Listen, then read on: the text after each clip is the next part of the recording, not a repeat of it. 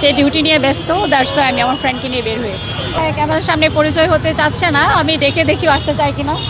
পরিচয় হতে চাচ্ছে, আসবে বন্ধু, আমার বন্ধুকে। হ্যাঁ, খুব ভালো লাগছে, কারণ মাত্রই আসলাম, এসে আপনাদের সাথেও দেখা হয়ে গেল, আর এসে ফুল কিনলাম, ফুল কিনে মাথায় দিলাম, আর আমার বন্ধুর সাথে এসেছি, আমার খুব ভালো লাগছে।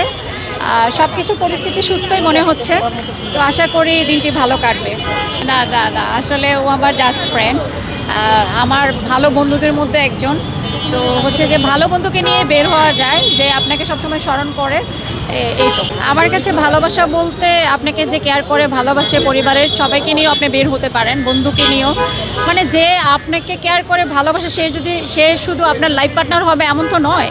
আসলে লাইফ পার্টনারকে নিয়েও বের হওয়া যায়, কিন্তু লাইফ পার্টনার যদি কাছে না থাকে বা মনে হয় যে সে কোনো কাজে ব্যস্ত আছে, আপনি আপনার কাছের বন্ধু বা আপনার পরিবারকে নিয়েও বের হতে পারেন। আমার প্রিয় মানুষ এই মুহূর্তে কাছে নেই, সে দূরে আছে। আর আমার বন্ধু আমার অনেক কাছের প্রিয়, এবং আমার প্রিয় মানুষের সাথেও মানে তার পরিচয় আছে পারিবারিকভাবে।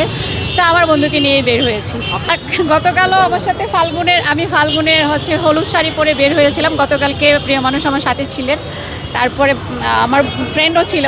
তো আজকে হচ্ছে সে যেহেতু একজন ডক্টর, তার ফার্স্ট প্রায়োরিটি হচ্ছে তার পেশেন্ট, সে ডিউটি নিয়ে ব্যস্ত, দ্যাটস ওয়াই আমি আমার ফ্রেন্ডকে নিয়ে বের হয়েছি। না না না, এমন হওয়ার প্রশ্নই আসে না। শুরুতে যেমন আছে সম্মানজনক পারিবারিক ভালোবাসা, ইনশাল্লাহ এটাই থাকবে, দোয়া করবেন। ক্যামেরার সামনে পরিচয় হতে চাচ্ছে না, আমি ডেকে দেখি আসতে চাই কিনা। পরিচয় হতে চাচ্ছে, আসবে বন্ধু।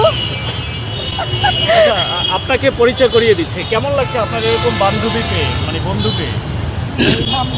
কেমন লাগছে এটা কোনো কথা না, ভালো লাগছে বলেই তো আজকে আসতে বেরোচ্ছি।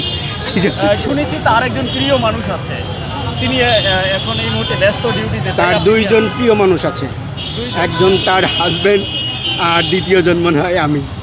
আরও একজন আছে, সেটা হচ্ছে আমার ছেলে। আমার ছেলেকেও প্রচণ্ড ভালোবাসে।